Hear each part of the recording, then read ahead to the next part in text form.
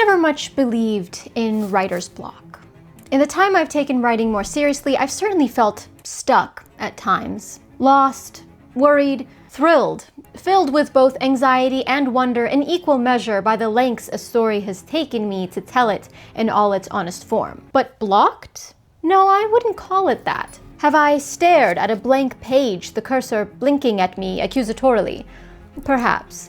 Have I felt stumped by the events of my own story, not quite sure how to proceed?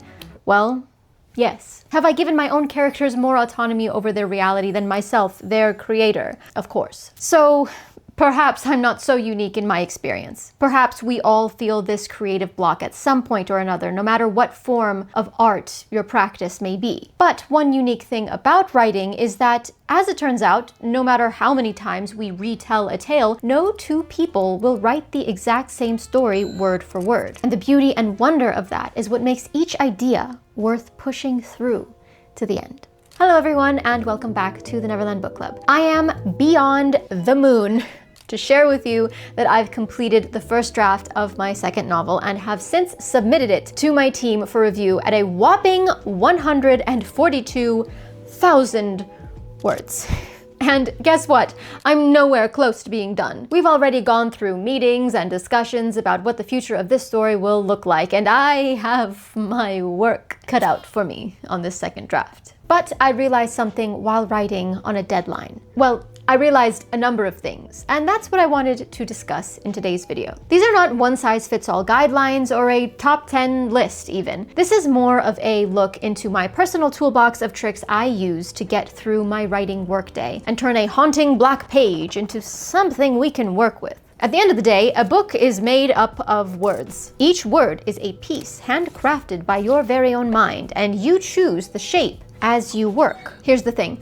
When we played make-believe, when we stormed the jungle gym as kids believing it was a castle, when we created personalities for our dolls, or when we gathered with our friends and thought of the scariest stories to tell so we wouldn't have to go to bed, we were all writers. Children are writers by nature. Adults are writers by trade. But between those two stages is this preserved wonder, which is why I don't really believe writing is something that can be taught other than through practice, other than through curiosity. Anyone can have a great idea for a story, but without the curiosity to tell it, it stays just as that, an idea. And through that curiosity comes the practice, and through that practice comes discovery, not only of the story you're uncovering, but of your own voice. Find your voice, whether it's a weeded footpath or a paved road, and follow it. This can only be done by doing it, writing.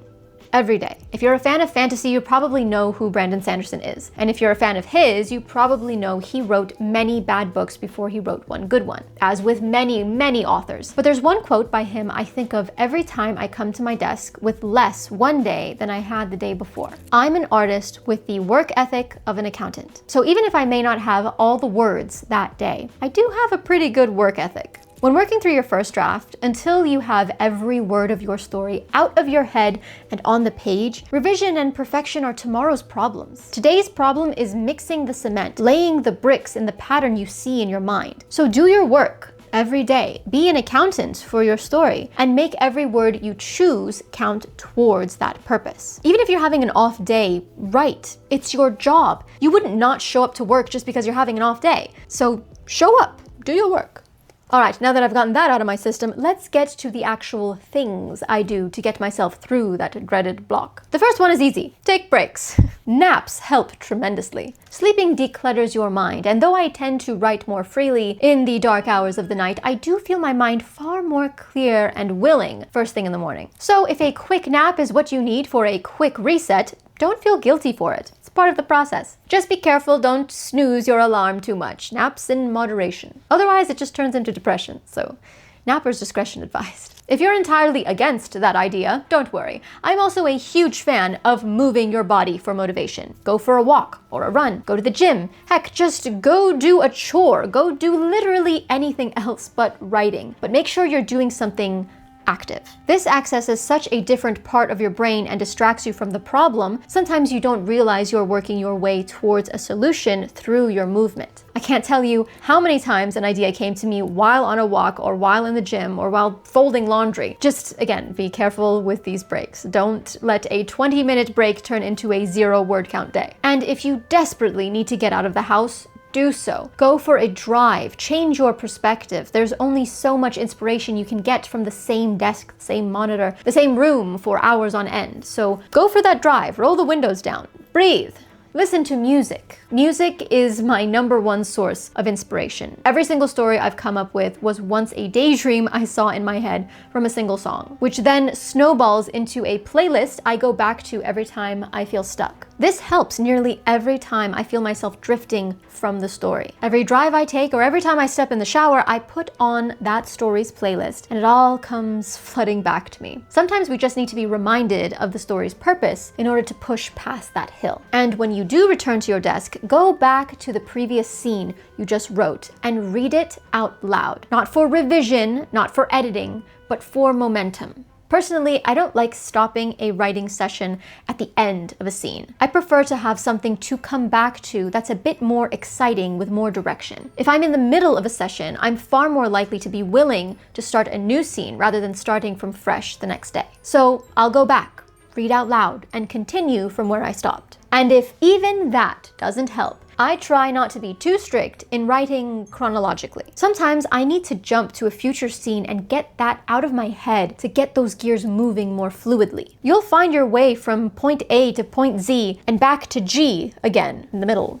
Somehow. Some stories come to me in one flash of a scene I need to write immediately, and I'll work my way both backwards and forwards until I'm satisfied with what comes of the journey. And even then, sometimes that initial scene is cut out. Which brings me to my next tip. Write unnecessary scenes. As I mentioned, my finished manuscript for this project is over 140,000 words. That is not how long the finished book will be. That would be insane. I know certain things will be cut. Some scenes are entirely unnecessary to the story, though they were entirely required for the process in telling it. I tend to write scenes I know won't even be in the book. I will go out of my way to be outlandish and just get it out of my system. So here's my advice. Set a timer for half an hour and genre switch it, or start writing from an entirely different perspective, just so you can possibly see where you've gone wrong or where you need to go next. Ask your characters questions as though you're their therapist. The thing about writing something as big as a novel is that this is a whole new world you're creating. Whether it's in the real world or an imaginary fantasy world with talking lion turtles. A world needs maps. And as this world's creator, you need to find the outlines of those maps first, before you can expect an outside reader to understand where you're going with your story. It doesn't matter if the story is character-driven or plot-driven or a combination of the two. The map can be metaphorical or simply imaginary, but it still needs to exist. Zoom out, view it from above as a whole,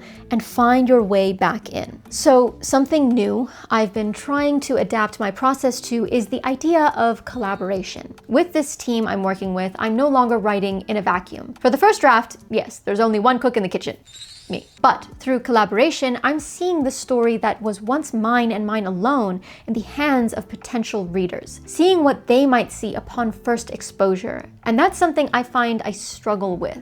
Realizing the story itself no longer belongs to me. Its inception might be intimate and individual, but its distribution is that of a product. I must strip away myself, but leave behind the message I'd first intended. Every book has a message, and sometimes coming back to your own story is as easy as refocusing on the single point your book is trying to make. The one-line theme that lays beneath each page. Write that out on a post-it, stick it to your monitor, and keep that focus in mind. And if that message is strong enough, it will keep you going. One foot in front of the other, as I say, one word at a time.